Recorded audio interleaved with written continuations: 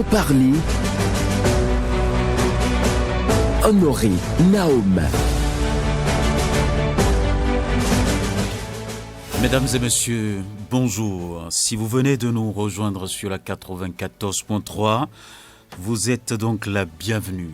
Que se passe-t-il concrètement au Sénégal, un pays pourtant connu pour son avancement démocratique? Après l'incarcération de son opposant le plus farouche, la traque des opposants, l'incarcération de jeunes manifestants, l'actuel président Macky Sall se donne le droit de repousser contre toute attente le scrutin présidentiel qui doit signer la fin de son pouvoir. L'opposition l'avait soupçonné de vouloir faire un troisième mandat qu'il a nié.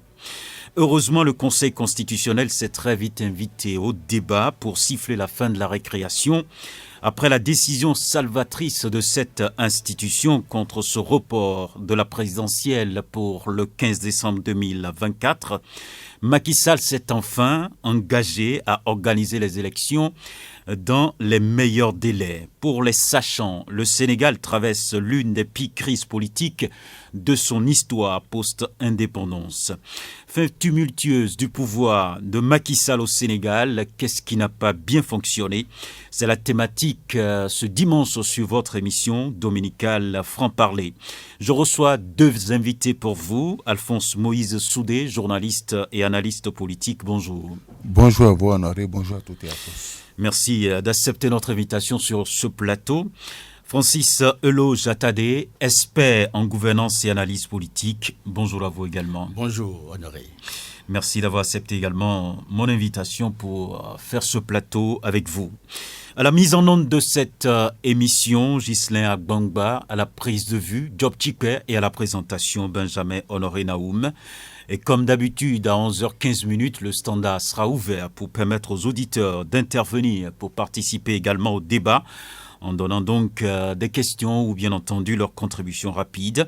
Les numéros sont connus, 40 11 17 18 pour les femmes, 50 52 52 73 pour les hommes. Vous pouvez également laisser vos questions via WhatsApp au numéro 50 52 52 73. Je reviens à présent sur ce plateau avec mes invités, Moïse Alphonse Soudé. Je précise que vous avez fait un séjour quand même au Sénégal et vous connaissez un peu bien la fougue de la jeunesse sénégalaise. Alors, est-ce que vous partagez donc cette assertion ou je dirais même les déclarations d'un certain nombre d'acteurs, des observateurs bien avertis qui pensent véritablement que le Sénégal est en train de traverser l'une des pires crises politiques de son histoire post-coloniale? Oui, quand vous suivez un peu l'histoire d'abord de Macky Sall, c'est ça qui est un peu bizarre. En 2008, lorsque Macky Sall, président de l'Assemblée nationale, a eu le culot d'interpeller Karim Wade en tant que directeur général de l'ANOCI, Wade père n'a pas supporté cela et a demandé qu'on destitue, comment on appelle, Macky Sall. Et les Sénégalais ont fait de lui une victime.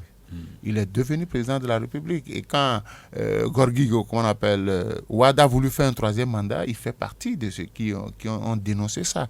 Aujourd'hui, on constate que les hommes politiques africains, quand ils sont dans l'opposition, quand ils ont le soutien du peuple et qu'ils viennent au pouvoir, ils deviennent autre chose. Ils deviennent autre chose. Quand vous voyez ce qui se passe au Sénégal, c'est la même chose qui se passe en Côte d'Ivoire. Donc, il faut dire que Macky Sall n'a pas préparé sa sortie. Il s'est rendu compte que celui qu'il est en train de positionner ne peut pas faire le jeu.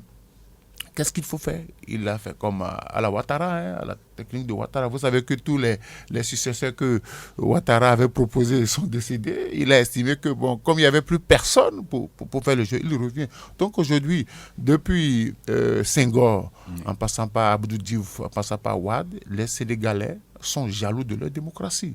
Vous touchez à la démocratie sénégalaise, ce n'est pas seulement l'opposition, contrairement à ce que les gens disent, ce n'est pas l'opposition qui est descendue dans la rue, c'est le peuple sénégalais. Parce que le peuple sénégalais est jaloux de sa démocratie. Le peuple sénégalais n'a pas voulu que Macky Sall fasse le contraire de ce qu'il a dit, parce qu'il a nié qu'il ne fera jamais un troisième mandat.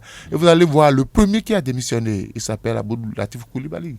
c'est le tombeur de Wade. Quand vous connaissez l'histoire de Wade, Latif Coulibaly a beaucoup écrit sur le régime de Wade. C'est lui qui fait partie des tombeurs de Wade en promouvant qu'on appelle Macky Sall. Mais malheureusement, Macky Sall n'a pas respecté l'idéal initial. Dès qu'il a annoncé que les élections se reportaient, Abdoul Latif a été le premier à démissionner pour dire qu'il veut désormais exercer sa liberté de parole. Vous êtes aussi observateur, analyste politique. Vous avez vu Macky Sall venir au pouvoir. On sait très bien qu'il a été maire de 2009 à 2012. Il a été Premier ministre de 2004 à 2007. Macky Sall, donc, qui a occupé des fonctions de président de l'Assemblée nationale, élu 4e président de la République du Sénégal. Et aujourd'hui, il a pris fonction depuis avril 2012, on peut le dire. Hein, il boucle 12 ans à la tête du Sénégal. Est-ce qu'en regardant l'homme venir, est-ce que vous imaginez ce qui se passe aujourd'hui sous son régime au Sénégal? Non, mais il faut d'abord faire constater que depuis 60 à aujourd'hui, le Sénégal a donné l'expérience, en fait, d'être un modèle. C'est un modèle de stabilité, de démocratie. C'est vrai qu'il y a eu quelques crises, notamment celle de 2012, et puis la récente crise survenue le 3 février, qui est une crise, je crois, orchestrée par le report de l'élection présidentielle. Mais il faut avouer, évidemment, que dans cette orchestration, on n'a pas vu tout de suite Macky Sall, puisque c'est Karim Wade qui, évidemment, par le PDS, a fait porter une proposition de loi à l'Assemblée nationale. D'abord, on a indexé 2 juges constitutionnels qui seraient, en fait, coupables de quelque chose. Aux ordres. Bon, alors, intéressés. Dans ces conditions, le parti de l'opposition, le PDS, qui a combattu tout le temps Macky Sall, porte une proposition de loi à l'Assemblée nationale qui reçoit l'assentiment de la majorité qui accompagne Macky Sall. C'est curieux. Puis, Macky Sall, parce que la proposition de loi porte au report de l'élection présidentielle. Macky Sall a accompagné cette dynamique en posant un acte légal. Il a pris un décret. Bon, vous voyez qu'on a compris que l'opposition et la mouvance se sont entendus pour acter le report afin que Macky Sall... Au Parlement. Pour que Macky Sall puisse bénéficier, en fait, d'une prorogation de son mandat, de façon, je crois, conjoncturelle. Curieusement, le Conseil constitutionnel, qui était plus ou moins favorable à Macky Sall, parce que la plupart des décisions qui sont rendues, si vous interrogez, vous allez comprendre que ce Conseil est favorable à Macky Sall. Curieusement, en fait, les rares fois où ce Conseil devrait aller contre les décisions du gouvernement, le Conseil se déclare incompétent de cette sage. Cette fois-ci, ils ont créé la rupture. Un peu comme si, dorénavant, les choses ont changé. C'est comme leçon, ce qui se dégage, c'est que les institutions démocratiques au Sénégal fonctionnent normalement. Et la décision du Conseil, qui était attendue, parce que Macky Sall avait dit qu'il la visionnerait, mais cette fois-ci, il a dit qu'il s'engage à faire exécuter pleinement la décision du Conseil constitutionnel. Les élections initialement prévues, évidemment, pour le 25 février, ben, cette fois-ci, seront organisées dans les meilleurs délais. Les meilleurs délais, on ne sait pas encore, puisque le Conseil n'a pas fixé une date. Mais le Conseil a eu le mérite d'abroger la loi portant report, mais aussi d'annuler le décret. Mais Macky Sall, pour revenir à l'acteur, vous savez avec moi qu'en 2012, il s'est engagé, investi à lutter contre le 3e mandat. Il a même occupé la rue.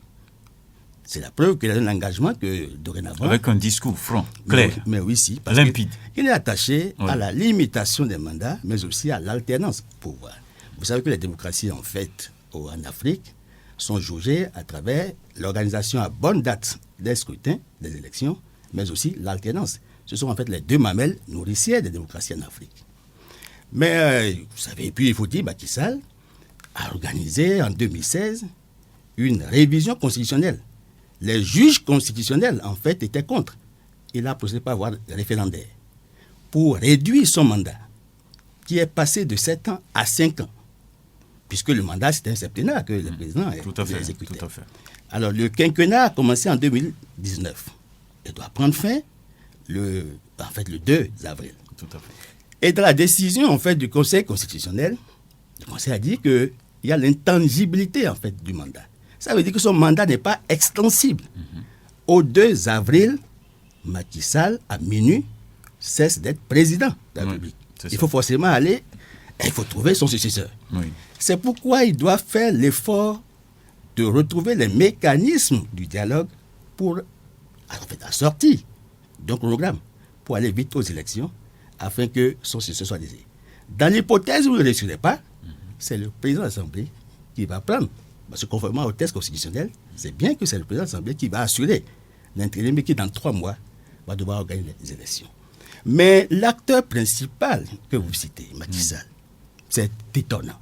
C'est étonnant. C'est étonnant. Là, vous revenez sur ma question. surtout que les dernières positions qu'il a prises face à ce qui s'est passé dans le Sahel.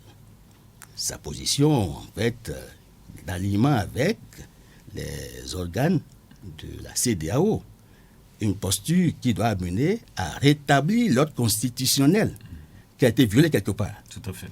Alors, qu'un démocrate bon teint, attaché à la limitation des mandats, qui connaît les vertus démocratiques, en vient à orchestrer ce que vous avez vécu. Puisque même au Parlement, on a vu le pugilat, et puis ça date de Mathusalem, qu'on a investi l'espace parlementaire. C'est en fait, on a violé les franchises du Parlement.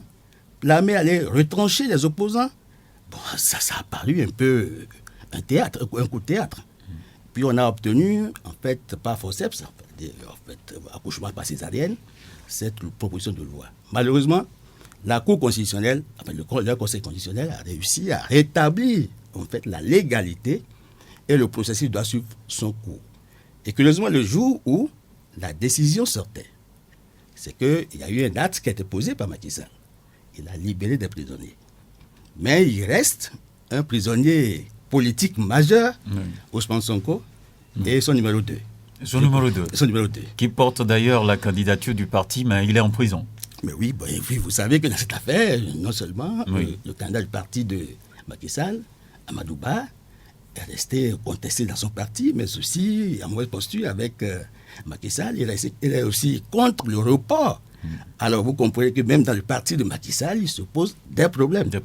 Bon, donc je crois que le saut dans l'inconnu, c'est comment gérer. Comment est-ce que les confréries religieuses, comment est-ce que la société civile, les acteurs politiques et les hautes personnalités vont devoir organiser le dialogue qui est nécessaire. Parce que ce n'est pas évident que l'élection se tienne le 25 février. C'est pas possible. Je crois que la Cour l'a fait dans sa décision. Maintenant, il faut trouver dans les meilleurs délais. Quand on dit meilleurs délais, les meilleurs délais, c'est un boulevard quand même. C'est un boulevard, mais écoutez, mais c'est qu'il y a quand même un deadline. En tout cas, le 2 avril, oui. Le 2 avril, c'est que... parce qu'il y a eu l'appel à la désobéissance civile qui a été téléchargé. Donc, Macky a intérêt à faire en sorte, Macky Sall a intérêt à faire en sorte que d'ici au 2 avril, que le Sénégal puisse avoir un président pour qu'on puisse assurer l'alternance au pouvoir. Alors, la peur de vivre une contestation des élections Alphonse Moïse Soudé, est-ce que cela ne donne pas raison un tant soit peu à Macky Sall? Non, quand vous avez bien géré le pouvoir, quand vous avez bien fait vos 2 mandats, il n'est pas question d'avoir peur. Forcément qu'il se reporte des choses. Il pense à l'après-pouvoir. Mais je voudrais rappeler que Karim Wade s'associe au parti de Macky Sall, ça ne m'étonne pas. Macky Sall est un produit du PDS. Au Sénégal, on l'appelait le fils putatif de Wade. C'est une fabrication de Wade. Donc aujourd'hui que les deux se retrouvent pour que, en cas d'échec, ils donnent le pouvoir à Karim Wade, les Sénégalais ne seront pas étonnés. Donc je dis, Macky Sall a passé tout son temps à harceler Sonko. Il n'a pas vu venir le temps. Il n'a pas pensé à la fin des choses. Et voilà, il se retrouve pratiquement à la fin. Et celui qu'il choisit, parce que c'est vrai que le choix a été... Mais on peut quand même dire que c'est politique, non? Mais oui. Harceler son opposant ou bien... Non, est-ce que c'est forcément comme ça qu'on fait la politique en Afrique? les grandes démocraties que nous imitons, est-ce qu'on torpille les opposants comme ça? C'est la guerre des idées, c'est pas la guerre des personnes. Sonko ne combat pas une personne, mais Sonko combat un système. Et quand le système est pourri, forcément, le père du système, cherchant à assurer ses arrières, parce que quand vous regardez un peu dans l'Afrique de l'Ouest, tous les présidents qui veulent partir cherchent toujours à assurer les arrières. Est-ce qu'on a besoin d'assurer ses arrières quand on a bien géré? Je dis aujourd'hui, Macky a intérêt à ce que les élections s'organisent avant le 2 avril. J'ai lu dans certains journaux sénégalais qu'il a commencé déjà des concertations. Aujourd'hui, il est obligé de libérer les hommes politiques qui sont en prison. Parce que, quel que soit le candidat qu'il va choisir, vous mettez en face de ce candidat-là un mouton, le mouton va gagner. Parce qu'on ne veut plus de quelqu'un issu du système de Macky Sall. Parce que Macky Sall a déçu les Sénégalais. Les Sénégalais se sont battus contre Ouad pour que Macky Sall gère mieux. Mais quand il est arrivé vers la fin de son pouvoir, on a vu ce qu'il a fait. La démocratie en Afrique, ce n'est pas ça. Quand vous avez levé le doigt pour être président de la République, les tests disent c'est 2 mandats, point. Et vous devez, au cours des 2 mandats, déjà préparer. Et s'il avait fait les premières au niveau de son parti, je ne suis pas sûr que ça soit à Marouba. Parce que son problème, c'est ça. De quoi a-t-il peur? Qu'est-ce qu'il a mal géré? Parce que dans ces pays-là, quand un ancien président soit interpellé, c'est vite fait. Hein? Si vous avez mal géré, on va vous interpeller, vous allez répondre. Est-ce que c'est de ça qu'il a peur? Si il savait que ça se passait comme ça. Mais beaucoup saluent quand même sa gouvernance économique, par exemple. Il a fait des efforts. Il a quand même construit une ville entièrement.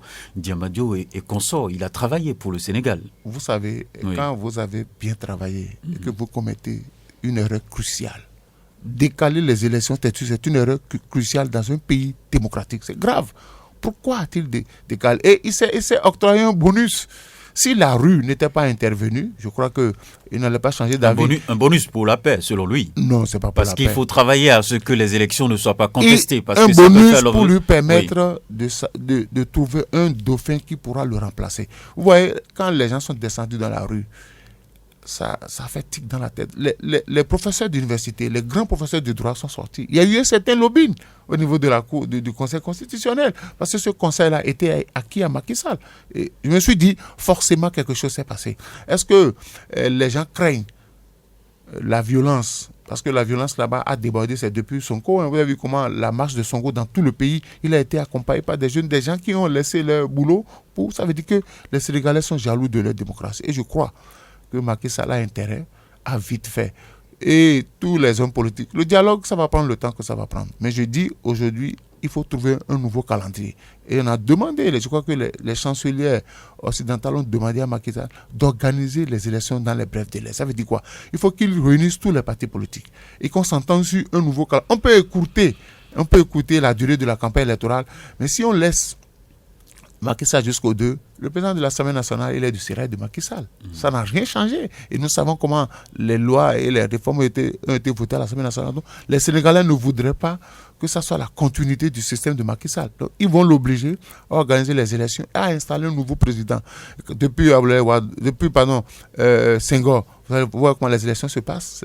Forcément, quand vous proposez quelqu'un de votre parti, ça ne passe pas. Parce que vous avez déjà démontré ce de quoi vous êtes capable. On veut donner la possibilité à notre parti politique de le faire. Donc aujourd'hui, il faut sortir Sonko, parce que les Sénégalais, si on sort Sonko aujourd'hui, le candidat il va passer. C'est non négociable. Parce que c'est la victime. Macky Sall a fait de Sonko un héros désiré par tous les Sénégalais. Vous le savez bien, Eloge Tadé, l'Union européenne, par exemple, a appelé déjà vendredi toutes les parties à respecter cette décision prise par le Conseil constitutionnel. La France également a insisté là-dessus. Il faut que les autorités du Sénégal respectent la décision du Conseil constitutionnel. Vous voyez aujourd'hui Macky Sall dans la peau de quelqu'un qui est abandonné par tout le monde, par les partenaires au développement et autres, c'est ça? Non, mais vous avez suivi mon frère Moïse qui a bien dit que les élections démocratiques sont un grand rendez-vous. Donc, c'est un grand rendez-vous où le peuple se prononce. Donc, même si vous construisez gratte-ciel, vous faites tout ce que vous voulez, ponts et chaussées et tout. Le peuple a besoin d'aller choisir celui qui mérite de continuer à gérer le pouvoir. Et le président en exercice ne doit pas empêcher ça. Je crois qu'en fait, s'il est un président démocratiquement élu et qu'il a été élu dans les urnes, il doit faire en sorte que le processus suive son cours.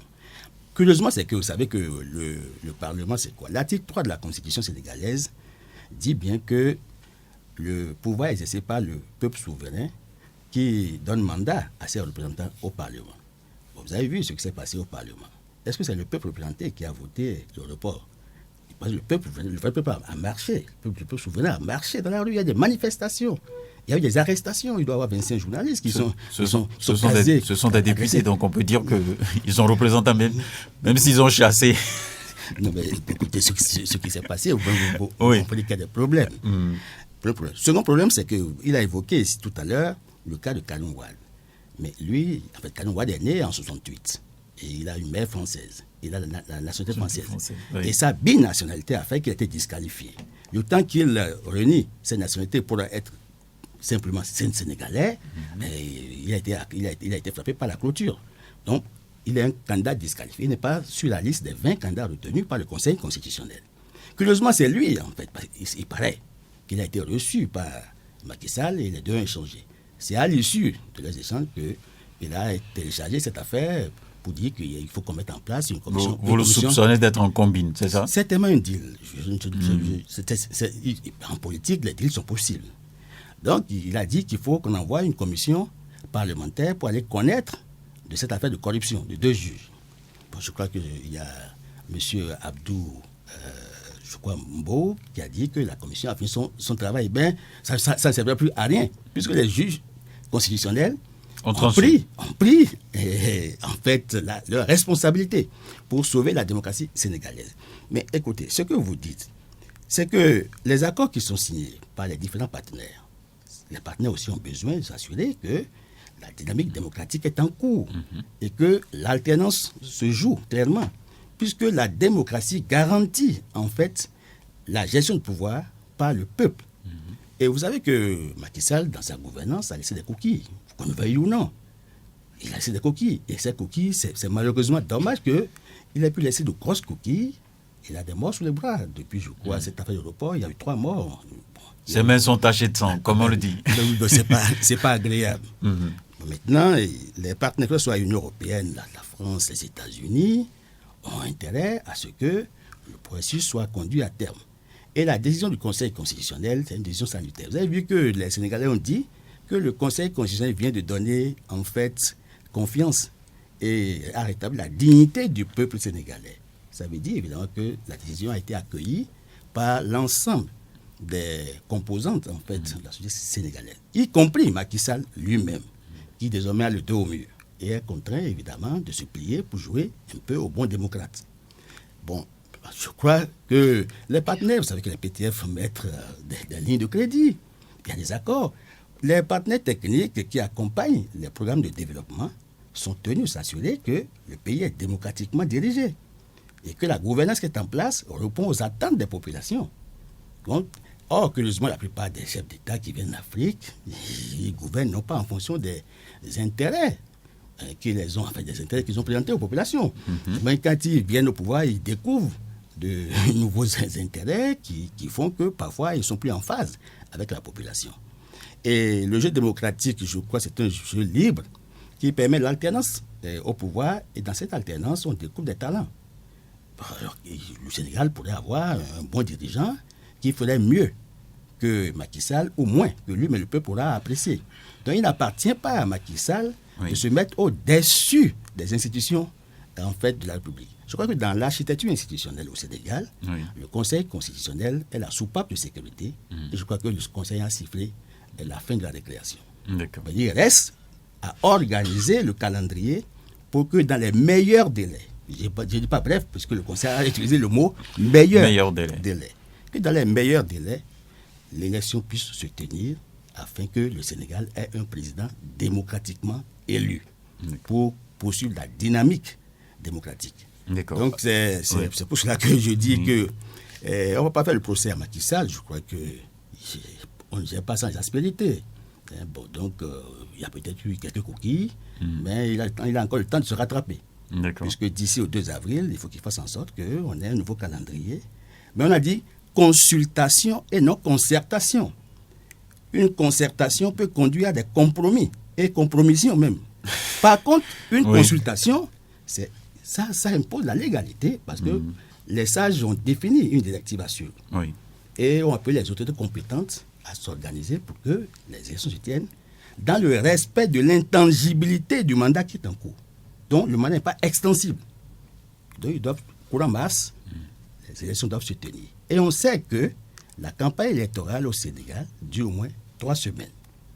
Et à l'issue de la campagne, il y a toujours des recours. La gestion du contentieux électoral peut prendre du temps. Il faut qu'ils tiennent compte de tous ces détails. Et les élections au Sénégal, c'est toujours de tout. Il va falloir faire des concessions pour pouvoir avancer. Ah, mais oui, c'est ça. Donc, D'accord. il faut qu'ils trouvent les bonnes manières. Parce qu'on pose les bonnes questions, on va trouver les bonnes réponses. Il appartient aux Sénégalais de poser les bonnes questions pour avoir la bonne thérapie. Peut-être que vous allez proposer tout à l'heure les questions que les Sénégalais doivent se poser.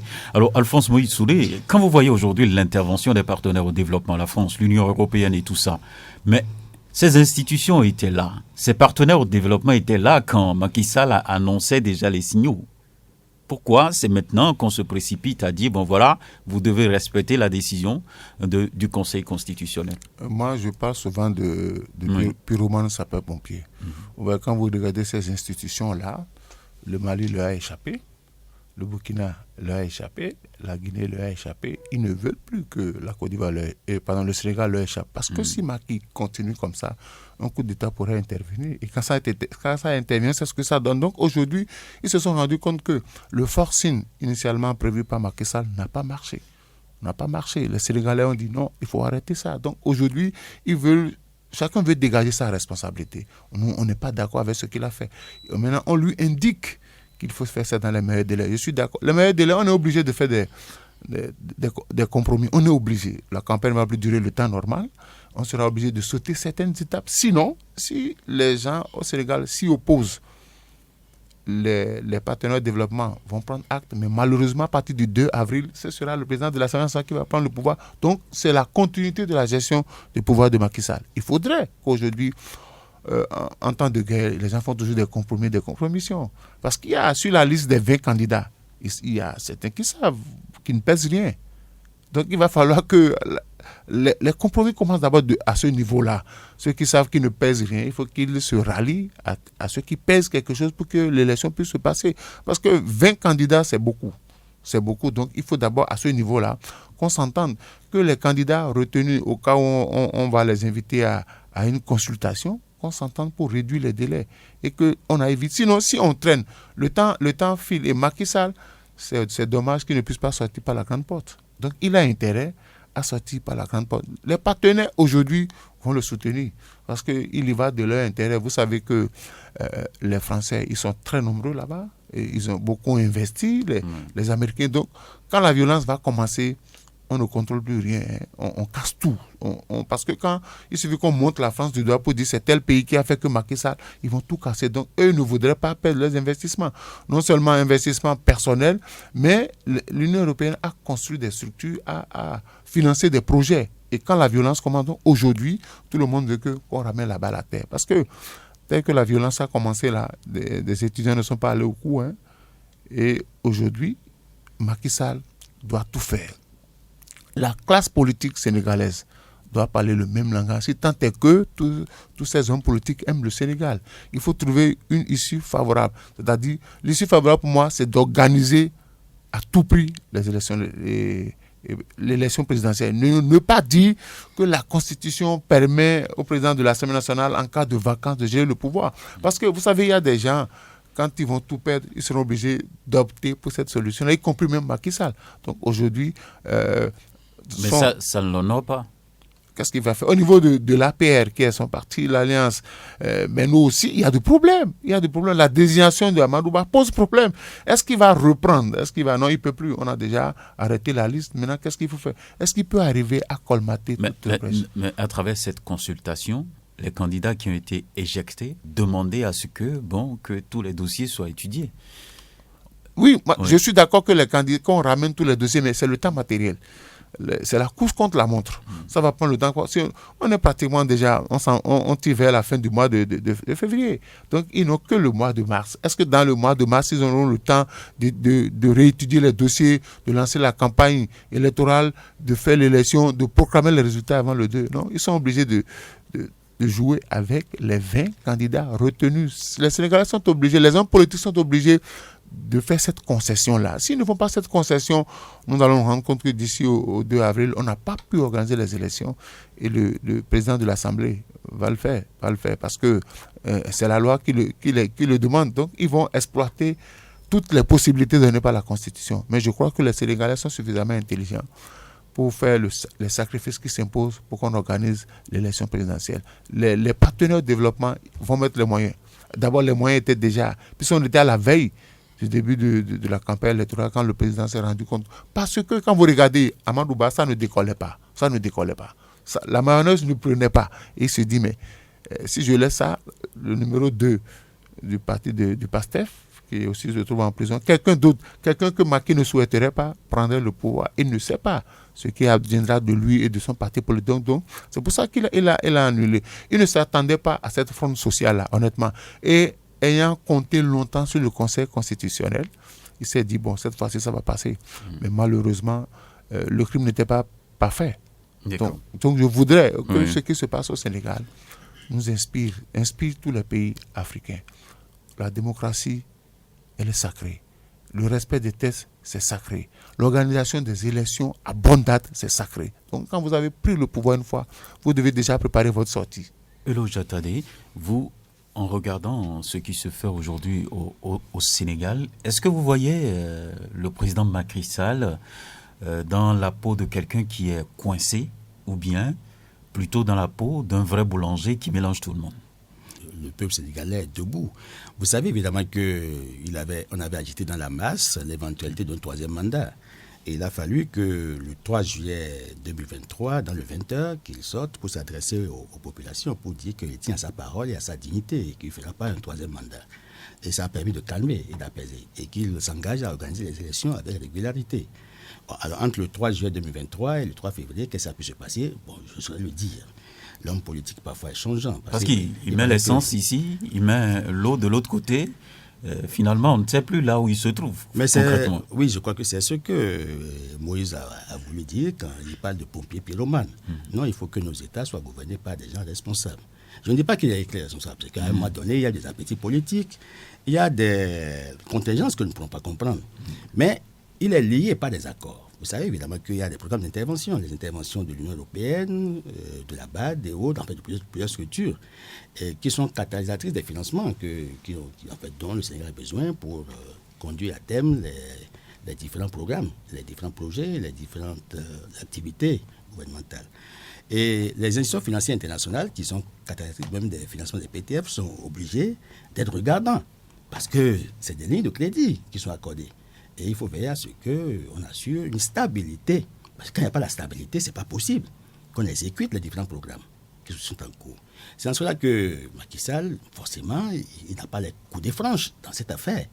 Puisque, en violation... Il est coincé. Il est coincé. Non, mais écoutez, vous êtes un peu sévère. Mais parce qu'il n'a pas posé des actes responsables. Il a acté la sortie de certains prisonniers. Il a mis en fait un médiateur entre lui et Sonko pour trouver évidemment une plateforme d'entente afin que la loi d'amnistie qui est en téléchargement puisse permettre à Sonko et consorts de sortir. Ceux qui n'ont pas encore bénéficié d'un procès et qui sont condamnés, ceux-là sont sortis. Je crois qu'ils sont 130 déjà à gagner en fait leur famille. Et les gens saluent évidemment cette initiative de Macky Sall. Et puis, après la décision du Conseil constitutionnel, spontanément, il a dit qu'il s'engage à faire exécuter pleinement cette décision. Mais curieusement, c'est que la signature du communiqué, là, c'est pas lui, c'est son porte-parole. Or, c'est pas ses habitudes. En général, tous ces communiqués sont signés par lui-même. Mais il a fait signer ça par son porte-parole. Et je me suis interrogé un peu pour dire, mais est-ce que cela ne l'engageait pas trop? Bon, ça, c'est des commentaires, des analyses qu'on peut faire. Mais compte tenu de l'intangibilité du mandat présidentiel, il sait évidemment qu'à partir de 2, il y a un problème. Bon, maintenant, les acteurs politiques aussi doivent accompagner. Et il y a une médiation, je crois que la CEDEAO a donné son point de vue. Et les ordres, évidemment, à aller vite la décision. Donc, toutes les institutions, en fait, qui sont attachées à la démocratie, je crois, sont en train de jouer leur partition. Il appartient à Macky Sall qui a dit qu'il veut respecter sa parole et sa dignité. Écoutez, c'est un musulman pratiquant. Il sait qu'Allah existe. Il n'a seulement qu'à respecter les préceptes d'Allah. Donc, je suggère que... Là, on a un politique, hein? Mais oui, non, mais écoutez, Dieu parfois intervient. Qu'est-ce qu'Allah vient chercher en politique? Il a tout le temps torpillé son coup, malgré l'intervention du calife général de Mouride, il n'a pas arrêté.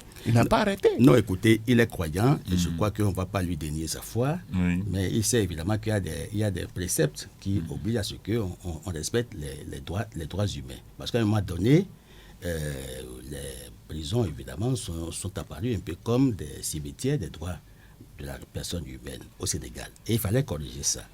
Je crois qu'il y a plusieurs institutions qui sont sensibles, évidemment, au respect des droits de l'homme. Et ce qui se passe aujourd'hui, les Sénégalais, tous sont attachés. Vous avez vu, il y a eu 2 manifestations vendredi et samedi. Bon, alors, ils disent qu'il faut aller aux élections coûte que coûte, et qu'à partir du 2 avril, il ne faut plus que Macky Sall continue d'exercer en tant que président de la République. Il ne doit plus officier en tant que président de la République. Alors, si les démocrates sénégalais sont attachés à la démocratie, à l'alternance au pouvoir, pour un président qui a fait un septennat et qui a fini un quinquennat, 12 ans, c'est beaucoup. Et qui a initié lui-même la réduction de son mandat, parce que c'est son progrès. Oui. C'est lui qui a réduit et qui a remis ça à 5 ans. Alors, il ne doit plus tenter un bonus. Je sais que le Sénégal a découvert des ressources, notamment le pétrole. En fait, l'or noir. Quelqu'un d'autre va venir gérer. Ah, mais écoutez, au Niger, il y a Tandja qui avait découvert cette affaire et a voulu se taper 3 années en plus, et c'est un coup d'État qui a fait partie. Mais cette fois-ci, c'est heureux que le Conseil constitutionnel ait joué en fait l'arbitrage qu'il faut nécessaire pour qu'on ne puisse pas aller. Parce que Macky Sall, dans un de ses discours, dit mais si on ne s'entend pas, d'autres forces vont intervenir. Lesquelles? Or, l'armée au Sénégal, depuis 1960, n'a pas investi la scène politique. C'est une armée républicaine. Et il faut que nos forces armées ici, en Afrique de l'Ouest, puissent respecter un peu la démocratie et l'orgne du côté, en fait, des Sénégalais. Mais il faut que les politiques aussi gèrent bien. Oui, mais écoutez, les politiques ne demandez pas de mieux gérer si la société civile joue pleinement son rôle. Parce que c'est la société civile, en fait, qui est une force de contradiction et qui permet évidemment aux dirigeants d'aviser, de réajuster leur posture en termes de conduite efficiente des activités gouvernementales. Parce qu'en fait, vous savez, ils sont astreints par l'impératif de bonne gouvernance. Maintenant, si vous dormez, vous somnolez, mais il peut arriver évidemment qu'il y ait des coquilles. Mais clairement, le peuple sénégalais ne dort pas. Ça, il faut le dire. Alors, Alphonse Moïse Soudé, on sait que le Conseil constitutionnel a pris une décision. Tout le monde demande aux acteurs politiques de respecter donc cette décision du Conseil constitutionnel. Est-ce qu'il faut continuer à protester dans les rues? Non, Parce que là maintenant, est-ce qu'on n'a pas besoin beaucoup plus de calme, de concentration pour trouver un bout de tunnel? Est-ce qu'on doit demander, bien entendu, à ceux qui, l'opposition, qui continuent de protester dans les rues, est-ce qu'on doit donc encourager ça? C'est une forme de pression. Ce n'est pas l'opposition seule qui conteste. Il y a des gens qui sont en politique, qui sont dans la masse. C'est pour obliger Macky Sall et les hommes politiques à respecter la décision de la Cour, du Conseil constitutionnel. Parce que si on se tait, il risque de ne pas réagir. Il faut qu'on lui mette la pression tous les jours. C'est pourquoi tout à l'heure je disais, il a le dos au mur, il n'a pas le choix. Il est obligé d'aller dans le sens indiqué. Et que la pression, ce n'est pas seulement sur Macky Sall, c'est sur les hommes politiques pour dire, entendez-vous pour que nous ayons l'élection présidentielle à bonne date. Si les Sénégalais vont rester chez eux pour dire, bon, le Conseil constitutionnel a déjà décidé, laissons les hommes politiques s'entendre, ils ne s'entendront jamais. Parce qu'il y aura personne ne va accepter les compromis. Chacun va tirer le drap de son côté. Donc, il faut maintenir cette pression-là pour qu'on aille très vite. Parce que quand la loi vous donne plusieurs possibilités, que vous avez le dos au mur, vous exploitez la possibilité qui vous arrache. Donc, moi, je suis d'accord. Vous êtes d'accord qu'on continue de pour mettre la pression dans la rue. Qu'on arrête les casses, mais qu'on fasse la pression pour exiger du gouvernement en place les élections à bonne date, dans les brefs délais. C'est vrai que on est obligé d'écouter beaucoup de délais, mais il faut le faire. Il faut le faire pour que pour que la démocratie sénégalaise soit toujours le modèle. Parce que ce sont les Sénégalais qui maintiennent leur démocratie. Et je dis, à travers ce qui s'est passé au Sénégal, nous devons tirer plusieurs leçons. Quand un président est au pouvoir, il ne faut plus lui donner la majorité à l'Assemblée nationale. On voit comment c'est passé facilement. Mais ça ne peut pas se décréter de facto. Les peuples. C'est la loi de la majorité. D'accord, mais quand vous dites la loi de la majorité, vous représentez un peuple. Les décisions que vous allez prendre doivent être conformes. La preuve, quand ils ont pris la décision, le peuple est descendu dans la rue, ça veut dire quoi? Ils ont fait une lecture politique les arrangeant. Sans compter avec la volonté du peuple. On fait entrer les forces armées dans un parlement, on dégage l'opposition et puis on vote. Ça, c'est pas normal. Donc, il faudrait que les pays de l'Afrique de l'Est, nous puissions tirer leçon de ce qui se passe au Sénégal et donner la possibilité à tous les hommes politiques. S'il arrive à s'entendre avec Sonko et que Sonko se présentait à la présidentielle, le Sénégal va se pacifier davantage parce que les Sénégalais ont compris depuis que Macky Sall ne veut pas donner Sonko au pouvoir. Or, Sonko s'est préparé et a pris la décision d'aller à l'élection présidentielle et de gagner. Et comme Macky n'a pas trouvé, parce que tout à l'heure on a parlé de pétrole, c'est vrai que ça aussi, parce que quand les présidents africains qui font encore génuflexion à la France ne sont pas toujours libres, on leur dicte ce qu'ils doivent faire. Mais aujourd'hui que ça a pété, la France est obligée de dire faites ce qu'on vous demande de faire pour ne pas brûler le Sénégal. Parce qu'aujourd'hui, la France tient au Sénégal et à la Côte d'Ivoire. Voilà deux grandes puissances en Afrique qui intéressent la France. Il faut qu'il y ait stabilité dans ces pays-là. Une plateforme économique et de l'autre côté, une plateforme de savoir. Donc s'il n'y a pas de stabilité, ce serait difficile pour les partenaires de continuer par investir. D'accord. Francis Attalé, est-ce que vous êtes favorable également pour cette pression qui est maintenue donc dans les rues? Est-ce qu'on doit continuer à protester? Non, je crois qu'il faut être respectueux des institutions, des décisions du Conseil constitutionnel. Maintenant que le Conseil constitutionnel a arbitré, a donné une orientation, il faut évidemment qu'on cesse d'investir les rues. Parce que ça risque de perturber. Parce que les partenaires disent qu'il faut faire l'effort de ne plus donc appeler à la violence. Oui, je crois. Parce que en fait, ça le conduit à la démesure démocratique. Nous ne devons pas encourager la démesure démocratique. Il faut faire en sorte que les citoyens soient respectueux des décisions que prennent les institutions. Ça, c'est une vertu démocratique. Et vous savez évidemment que cette affaire Sonko, vous savez que tous ceux qui vivaient dans le même quartier ou dans les environs immédiats de Sonko ont été perturbés. Si vous avez par exemple des maisons que vous avez mises en location et que chaque fois il y a les chicanes qui sont là et puis il y a les gaz lacrymogènes. Les locataires iront ailleurs. Mais oui, vous comprenez. Donc les gens ont vécu douloureusement en fait cette crise. C'est pourquoi le peuple exige l'alternance. Donc c'est une exigence démocratique. Et c'est le peuple qui est souverain, qui porte en fait cette exigence. C'est en cela que le peuple, en fait, qui a salué la décision du Conseil constitutionnel, doit pouvoir maintenant se calmer pour que les institutions jouent leur rôle. Parce qu'il est désormais clair que c'est plus possible que Macky Sall puisse s'octroyer un troisième mandat, en fait, déguisé, ni un bonus constitutionnel, présidentiel.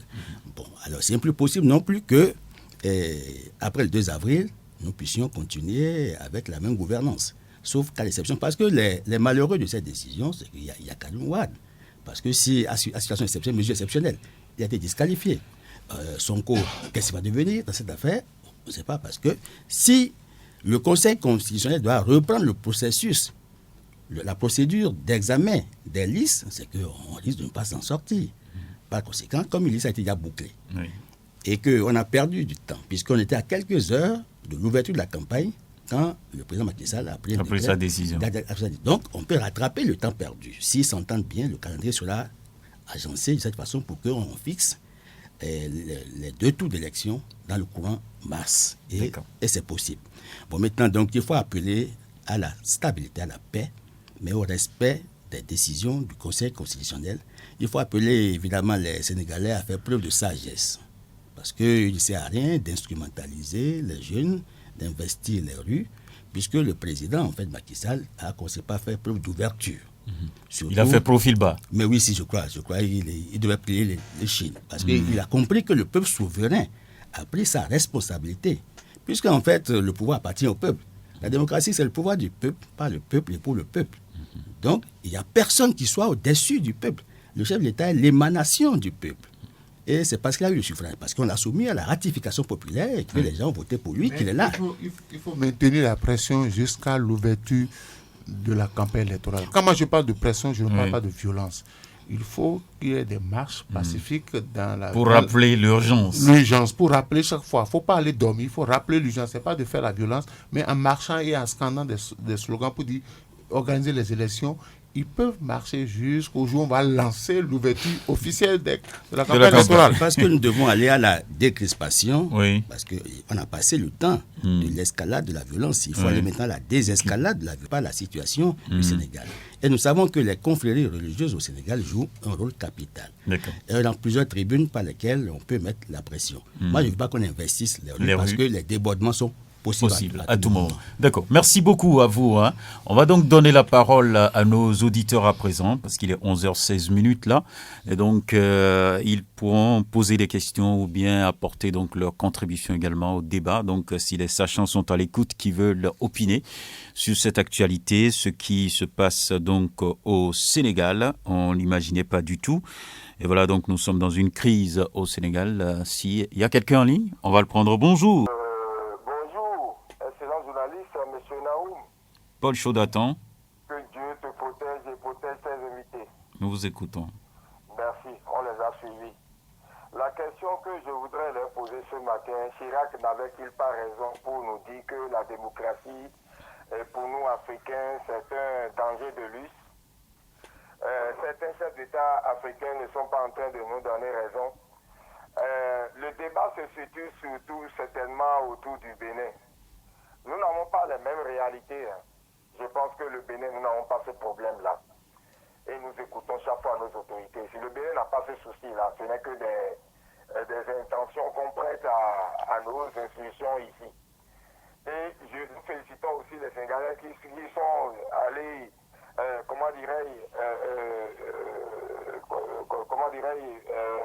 demander à leur cour constitutionnel là-bas, qui est l'équivalent de notre chose là ici, de statuer, et qui a statué. Mais ceux qui sont au pouvoir, c'est la majorité. Et je pense que celui qui est au pouvoir aujourd'hui, je pense que les gens attendent que sa décision. Est-ce que la question que nous nous posons aujourd'hui, est-ce qu'il va vite organiser les élections? Point d'interrogation. Mais comparer le Bénin à ça, quand j'écoute certains ici, nous n'allons pas faire la même chose et inviter nos populations à faire organiser des désordres dans les rues quand ces problèmes-là arrivent. Nous n'allons pas encourager ça parce que le Bénin n'est pas la même chose comme le Sénégal. Nous avons nos réalités ici. Donc faisons les choses démocratiquement ici. D'accord. Prenons le son de tout ça. D'accord. Donc c'est ce que j'ai à dire ce matin par rapport à tout ce que j'ai écouté jusqu'à... Chaque pays a sa réalité. D'accord. Merci beaucoup à vous. Et nous allons poursuivre donc avec les intervenants. Et je le disais, on peut donc écrire des messages et déposer via WhatsApp si vous n'arrivez pas à trouver la ligne. Un autre intervenant, bonjour. Bonjour, monsieur Naoum. À qui avons l'honneur? Journaliste d'investigation de la radio Autonome, bonjour. Bonjour. Oui, c'est M. Adjaki Djebazé, je vous appelle depuis Zé. D'accord, nous vous écoutons. Bien, merci. Chef journaliste invité, bonjour. Bonjour à vous. Je vous remercie beaucoup. Comme vous êtes venu voir votre frère, ça c'est une bonne chose. Merci. Bien, je voudrais vous remercier pour le débat que vous venez de lancer.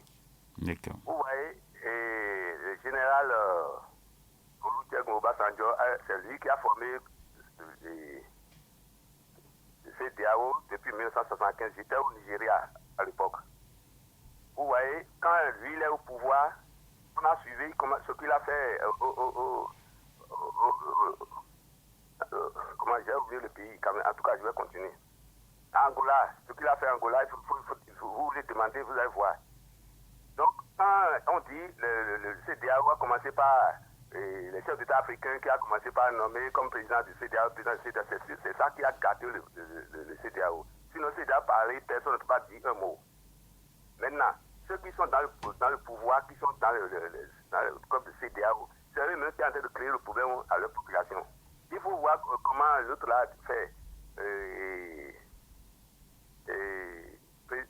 Ouad a fait. Ouad, il a fait 2 mandats. Il est opposé encore de faire 3e mandat. Et la population a soulevé pour interdire à l'époque. Et maintenant, toi, tu es venu au pouvoir en tant que musulman que tu es. Pourquoi, quand j'ai vu les musulmans à 13 heures, ils sont réunis pour faire le prière, ça me fait mal. Ça ne dit rien à moi. Parce qu'il n'y a aucun niveau qui va régler les choses parmi eux, sauf l'argent. Quand il y a l'argent, il n'y a pas Dieu dedans. Là où il y a l'argent, là, il n'y a pas Dieu. Donc, c'est cela qui a fait que toi, en tant que musulman que tu es, tu as fait 2 mandats. Au lieu de laisser la population librement, il a fait 4 morts déjà. Et c'est le président nigérian qui a décidé d'aller là-bas avant qu'il n'est pas encore parti. Bon, ils ont réglé ça au téléphone. Et c'est maintenant qu'il vient de respecter les textes. Est-ce que c'est normal ça dans le pays africain? Et tout ça, c'est le président France, c'est la France qui est à la base de tout. On ne comprend pas pourquoi la France est toujours comme ça. Pourquoi vous voyez la France dans ça? Oui, parce qu'il ne peut pas dire ça ouvertement. Il faut voir Sarkozy, il est où maintenant aujourd'hui? Sarkozy, il n'est pas en prison. En tant qu'ancien chef d'État, il va aller à la prison. C'est la bagaille totale qu'ils sont en train de faire dans le monde entier.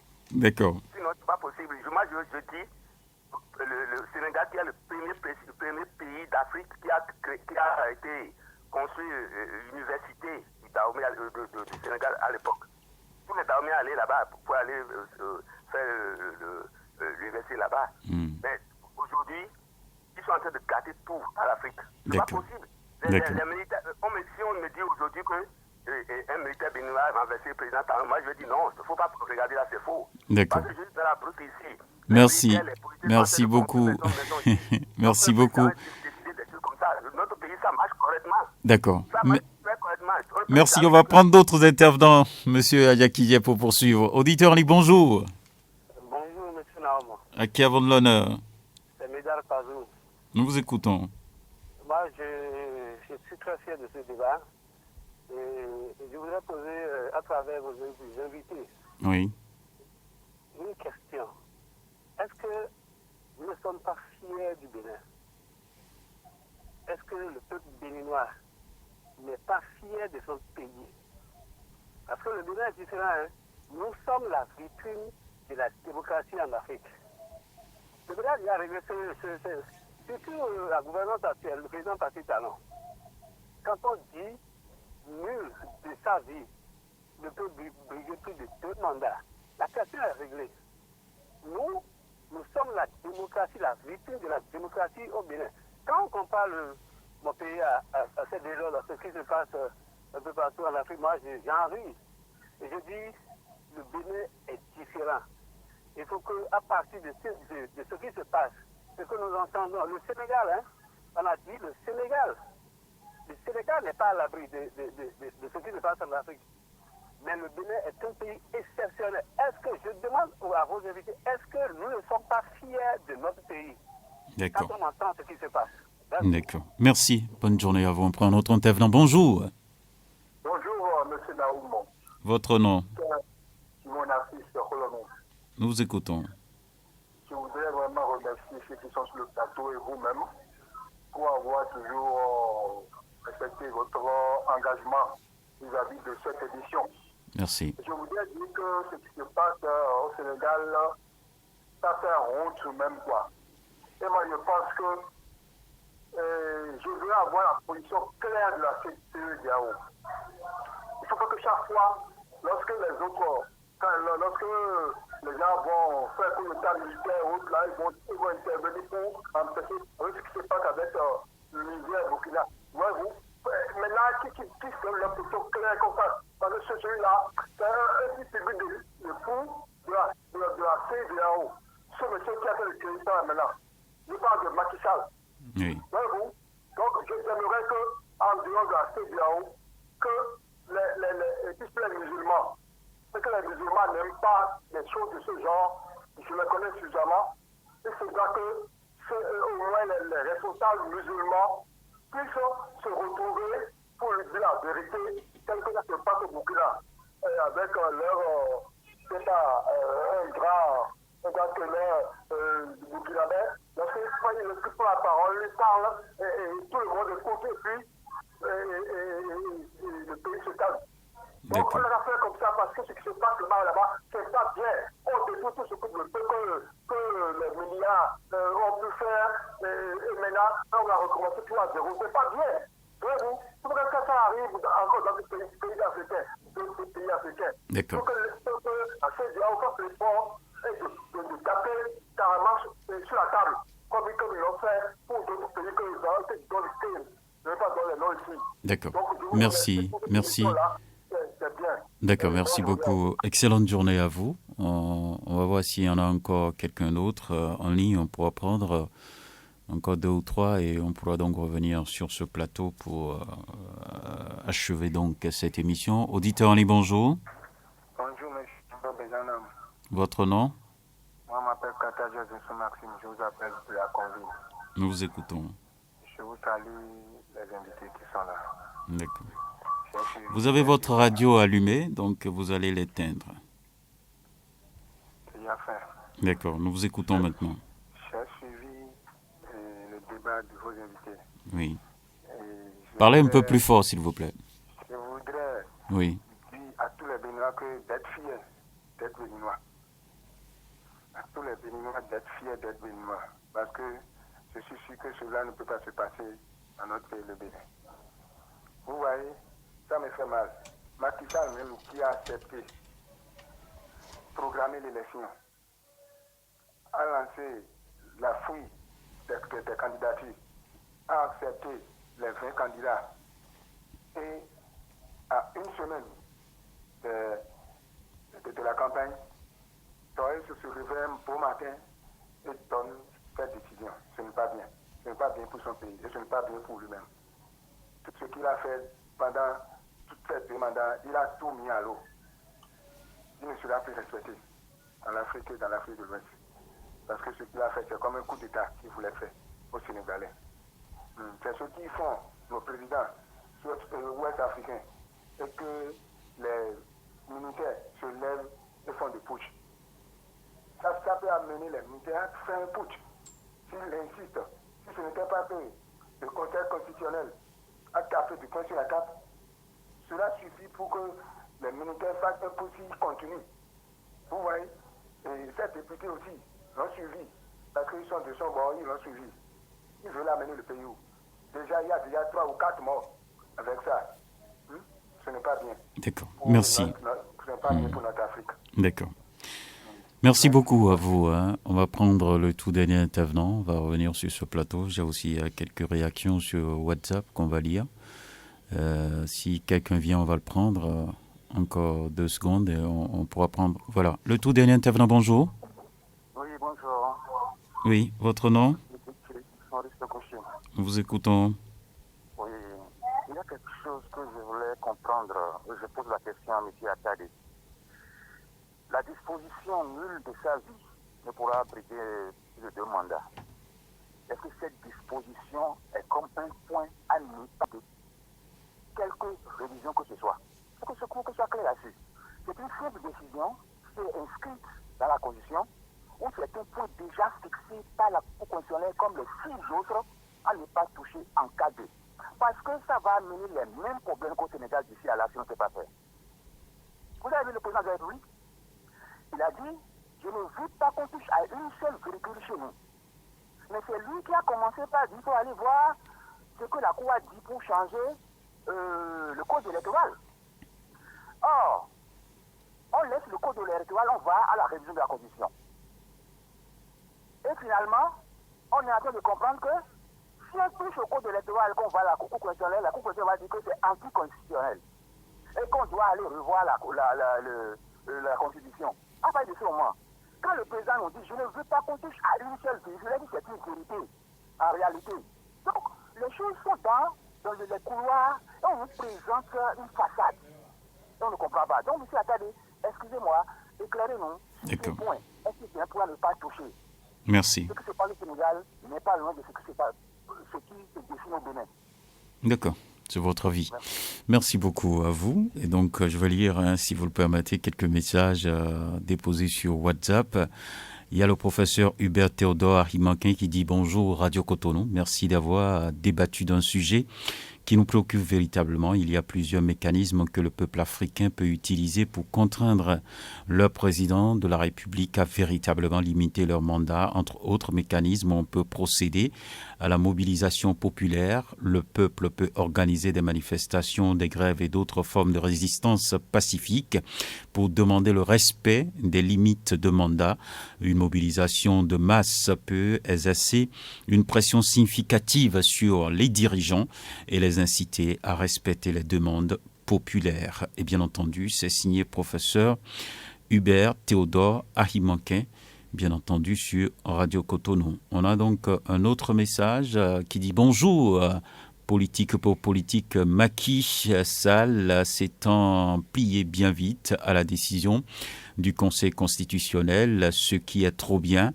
Mais loin de tout soupçon, n'y aurait-il pas un deal entre le Conseil constitutionnel et le sieur Macky Sall pour proclamer la victoire de son candidat à terme, car ici personne ne pourra plus soupçonner le Conseil constitutionnel en proclamant donc les résultats en faveur de son candidat. Attendons de voir. C'est Maurice Ogouchi qui vient à peine d'intervenir, qui a posé la question. Tout à l'heure, M. Attadé va répondre. Bien entendu, on a un autre message que je vais lire rapidement avant de vous donner la parole, cher débatteur. Bonjour, monsieur le journaliste et les invités sur le plateau. Pour vous dire que les dirigeants africains nous découragent avec leur mauvais comportement sordide, je voudrais demander aux invités si nos lois ne sont pas défaillantes par rapport aux présidents africains.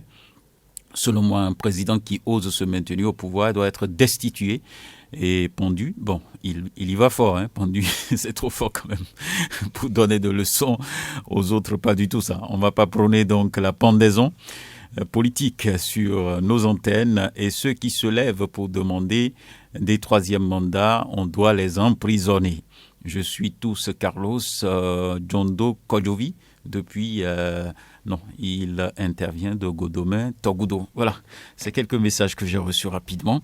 Et vous savez, on revient sur ce plateau avec vous maintenant. Réaction de tout ce que vous avez entendu. Alphonse Moïse Soulé. Je voudrais dire, chaque enfant trouve que sa maman est la bonne cuisinière. Oui. Les Béninois sont fiers, mais il faut regarder dans le rétroviseur. Disons les choses clairement. Vous avez vu comment on a organisé la présidentielle de 2021. Il faut dire les choses clairement. On a vu comment on a organisé en 2019. Il y a eu problème. Les gens sont allés dans les rues. On a mis en prison. L'avantage que les Sénégalais que nous n'avons pas aujourd'hui, nous ne pouvons pas descendre dans les rues comme les Sénégalais, manifester. La loi désormais a limité cette liberté-là. Deuxième chose, à l'Assemblée nationale, la 8e, cette Assemblée nationale qui a voté la plupart des lois qui sont constatées étaient acquises à la cause du régime en place. Ça aussi, c'est pas des signes de liberté. Et moi, je dis une chose, hein, quand vous suivez un peu le discours du chef de l'État quand il était candidat, par rapport à la presse, faisons le bilan aujourd'hui par rapport à la presse. On a fermé des groupes de presse tranquillement. Personne n'a levé le doigt. Aucun Béninois n'a levé le doigt. Il y a seulement des éveils de conscience qui ont parlé. Est-ce que le peuple a réagi quand on a fermé Soleil FM, quand on a fermé Sika, quand on vient de fermer et GovTV où l'employeur a été obligé de licencier collectivement les employés? Qu'est-ce qu'on a? Est-ce que les Béninois sont descendus? Ça aussi, ce sont des baromètres de la démocratie. Chaque pays a ses réalités.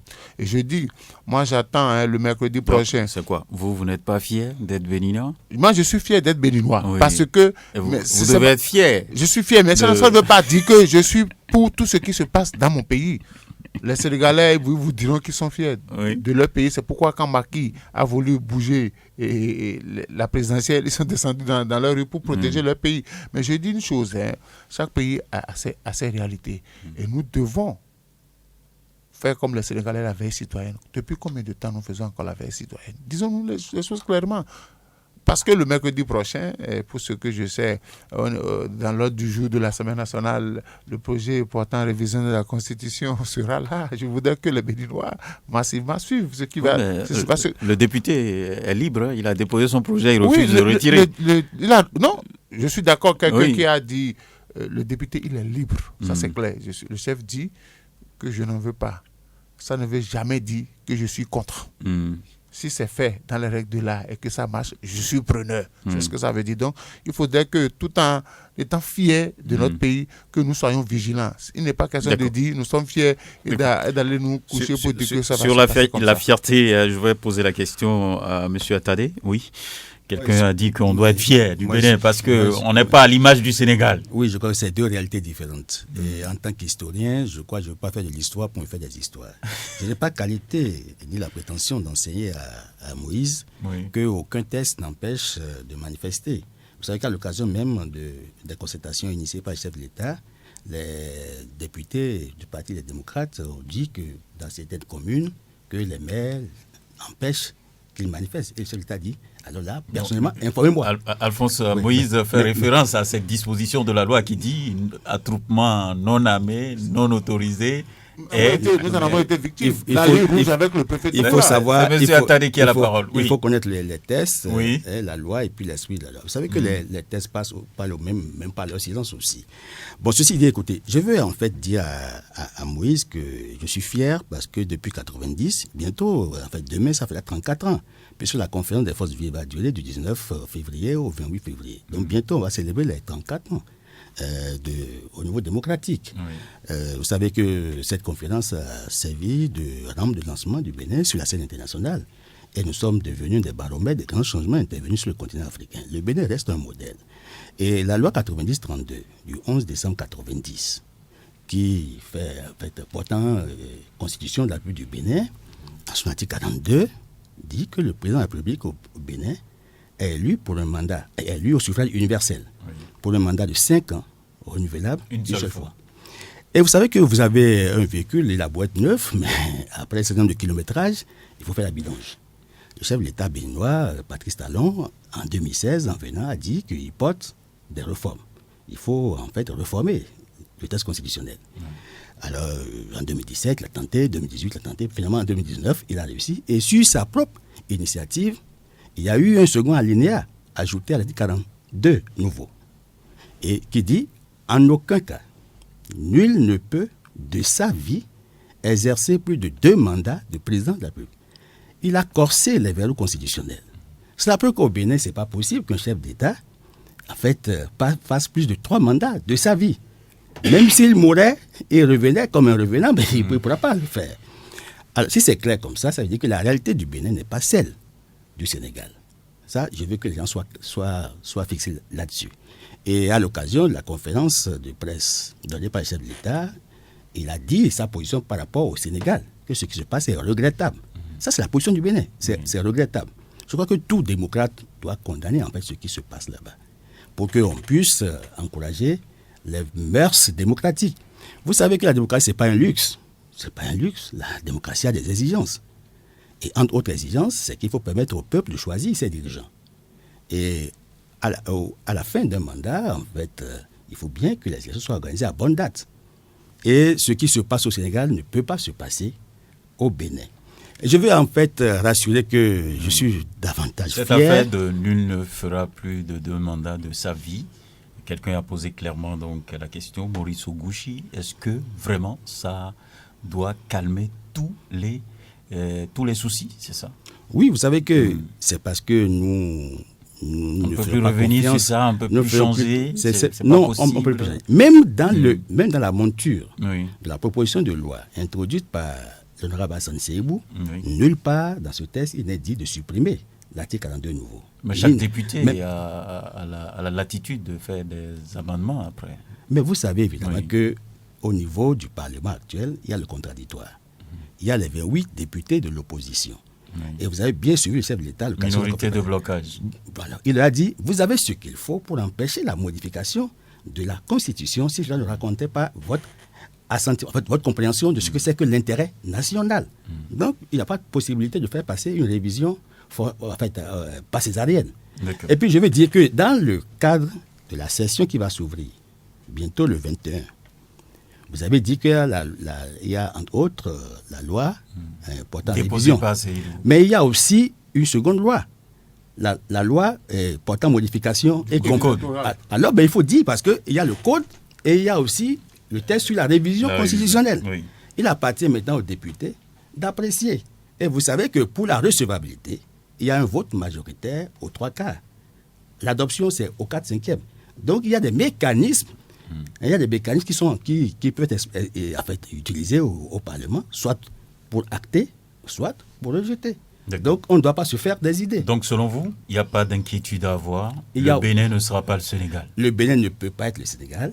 Le Sénégal, c'est une autre réalité. Oui. Le Bénin reste et demeure une autre réalité. Vous savez évidemment que nous avions été, avant la conférence de la boule, nous avions lancé en fait le processus démocratique. Il faut interroger l'histoire du Bénin. Et les gens ont fini par... En fait, la démocratie a fait école. Au point, évidemment, que nous sommes devenus des parlementaires, comme j'ai dit. Donc, le Bénin, en fait, est attaché à sa démocratie. Et même la Constitution, vous savez que partout, il est arrivé comme une ritournelle. De façon récurrente, on dit que « touche pas à ma Constitution ». Donc, c'est à croire qu'il y a un peu comme la Constitution, c'est un fétiche.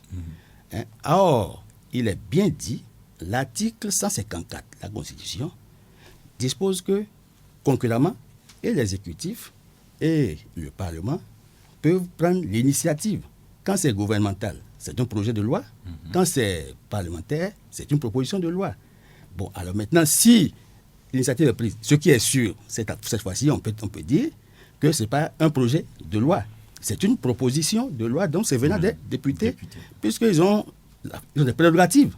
Donc, un député qui exerce ses prérogatives et qui introduit à la plénière, ça peut connaître... Qu'est-ce que vous préconisez sur ce volet, avant de revenir donc sur notre débat, sur la question de révision du code ou bien révision de la Constitution, qu'est-ce qui est mieux pour vous?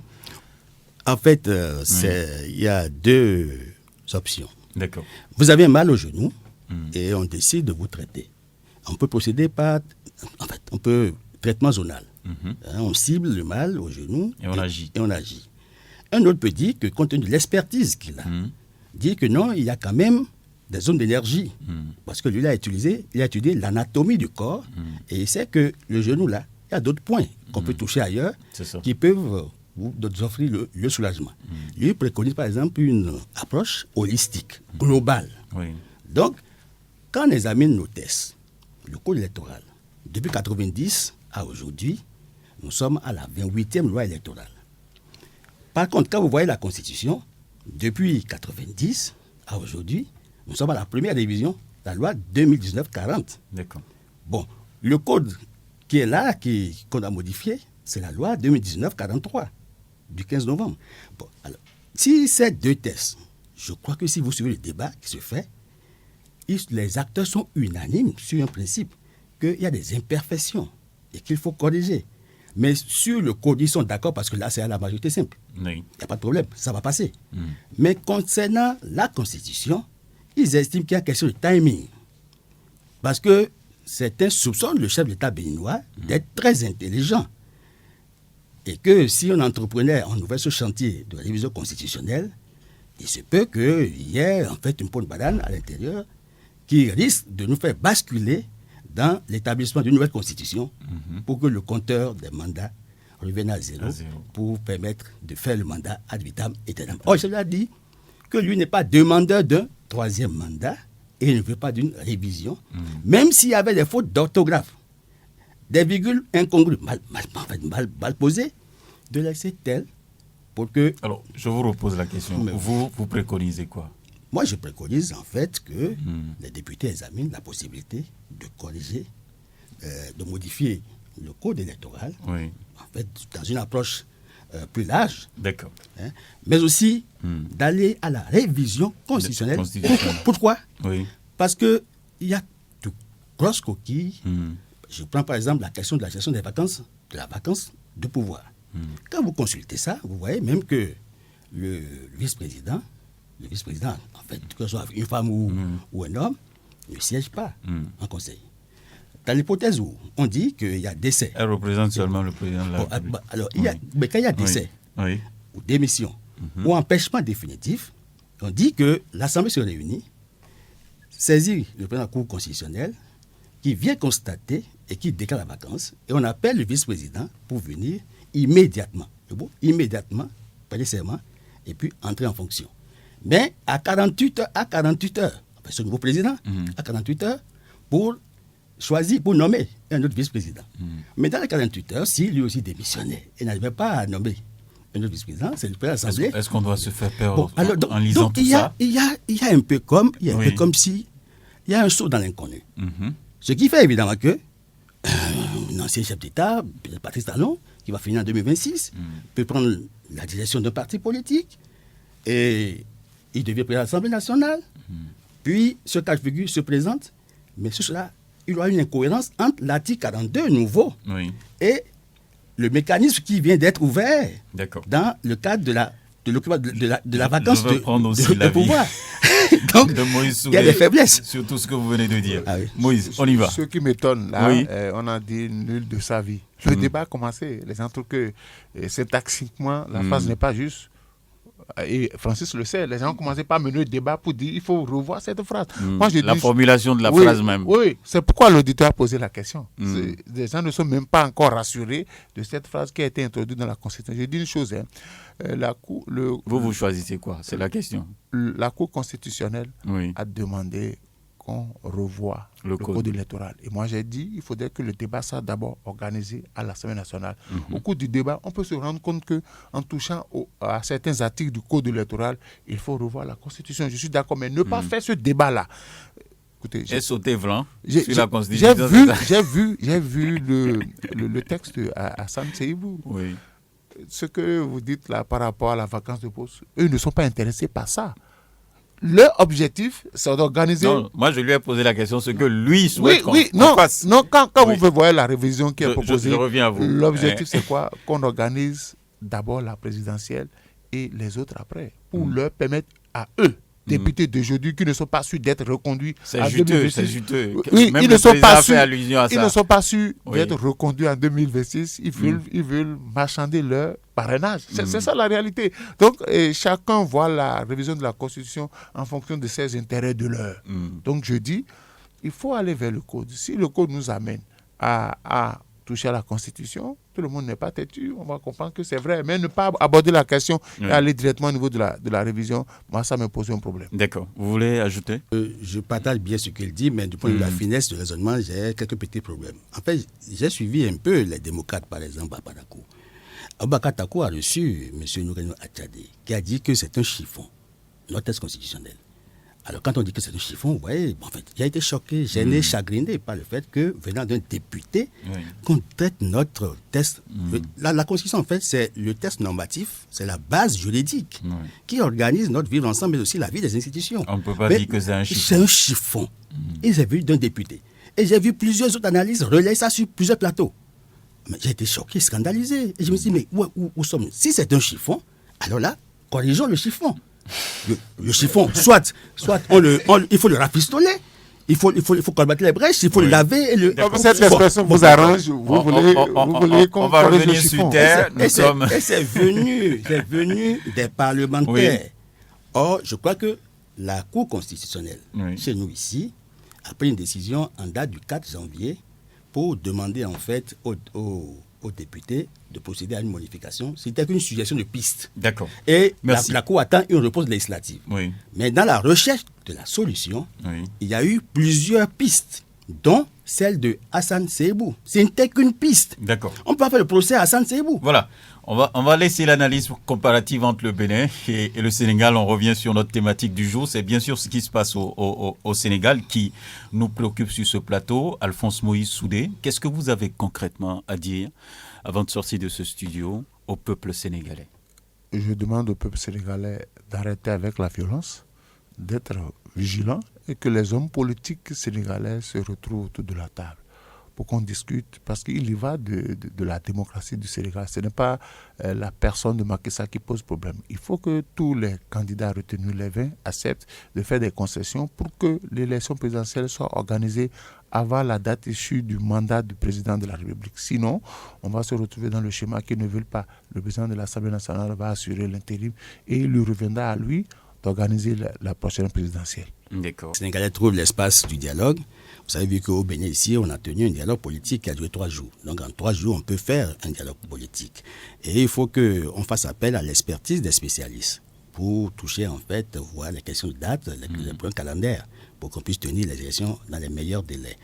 3, c'est qu'il faut dire qu'à partir du Sénégal, on retient que tous les candidats, en fait, les candidats à ces manœuvres et pratiques pernicieuses et obsolètes, doivent comprendre que dans les capitales francophones ouest-africaines, les peuples sont éveillés. Et que dorénavant, il faut faire en sorte que nous n'ayons plus des pompiers pyromanes à la tête de nos États pour garantir la stabilité des institutions, mais aussi la paix et la cohésion sociale. Car ce sont les intrants, en fait, du développement. Si nous voulons faire du développement, nous devons faire en sorte que nous puissions faire le jeu démocratique clair. Il n'y a pas de démocratie sans développement. Une démocratie qui n'engendre pas, qui ne génère pas le développement est forcément un levier sans point d'appui. Or, vous constatez avec moi qu'il n'y a pas de levier sans point d'appui. Nous devons faire en sorte que la culture démocratique s'enracine progressivement et devienne une réalité. Quelqu'un a évoqué le cas de Chirac, qui a trouvé que nos démocraties sont tropicalisées, que ne sont pas mûres pour la démocratie. Bon, est-ce que les faits aujourd'hui ne sont pas en train de donner raison à Chirac? Non, en fait, c'est qu'il faut endogéniser, en fait, la démocratie. Chaque pays, parce qu'il y a des principes universels, mais il faut tenir compte des réalités autochtones, la culture, de la tradition, de l'histoire, de la sociologie des populations, pour que nous ayons une démocratie adaptée à nos besoins. Parce que si c'est une démocratie plagiée, coupée-collée, que les gens qualifient de démocratie exportée, ça ne va pas répondre aux aspirations des populations africaines. Et là, l'ingénierie électorale fera qu'il y a toujours des contestations. Il n'y a pas d'élection pas au Bénin, je veux dire en Afrique de l'Ouest, francophone, sans qu'il y ait des contestations. Et le contentieux que gère, soit le Conseil constitutionnel ou la Cour constitutionnelle par endroit, ces contentieux font perdre du temps inutilement. D'accord. Donc faisons en sorte qu'on puisse éduquer à la démocratie, à la citoyenneté responsable, et surtout à promouvoir des acteurs qui... Finissez avec un message, je ne sais pas. Peut-être le message, c'est que j'appelle... Par extraordinaire, hein, le président Macky Sall peut tomber sur la vidéo qui sera donc publiée après cette émission. Qu'est-ce que vous avez envie de lui dire spécifiquement? Oui, je voulais dire... à Macky Sall plutôt. Non, je vais dire au président Macky Sall, évidemment, de donner la preuve qu'il est un homme d'État. Pour avoir été à la tête des grandes organisations régionales et sous-régionales, et pour avoir porté même la voix de l'Afrique, il faut qu'il donne la preuve qu'il est un vrai démocrate et que le Sénégal, qui est l'exemple de démocratie, de stabilité, doit continuer à le demeurer et à enseigner aux autres pays africains qui sont tentés, évidemment, de trouver des recettes qui ne sont pas orthodoxes. D'accord. Merci beaucoup à vous. Et vous, Alphonse Moïse Soudé? Je dirais au président sénégalais, ces derniers jours, Monsieur le Président, vous avez écorné votre image. Le Conseil constitutionnel vient de vous donner la possibilité. Il a tout jeté à l'eau. Oui, vient de vous donner la possibilité de sortir par la grande porte. Ne sacrifiez pas cette possibilité-là. Prouvez au peuple sénégalais que vous n'êtes pas accroché au pouvoir, qu'au-delà de tout, c'est le Sénégal qui compte. D'accord. Merci beaucoup à vous, Alphonse Moïse Soudé, journaliste et analyste politique. Francis Eloge Attadé, expert en gouvernance et analyste politique également. Vous étiez sur ce plateau pour agir donc sur ce sujet d'actualité concernant bien entendu le Sénégal qui traverse donc une crise politique. Fidèles auditrices et auditeurs de Radio Cotonou, merci aussi à vous pour l'écoute et la participation à cette émission. Était à la mise en onde Ghislain Agbangba, à la prise de vue Job Djikpe et à la présentation Benjamin Honoré Naoum. Bon dimanche à tout un chacun d'entre nous et bien entendu, affaire à suivre.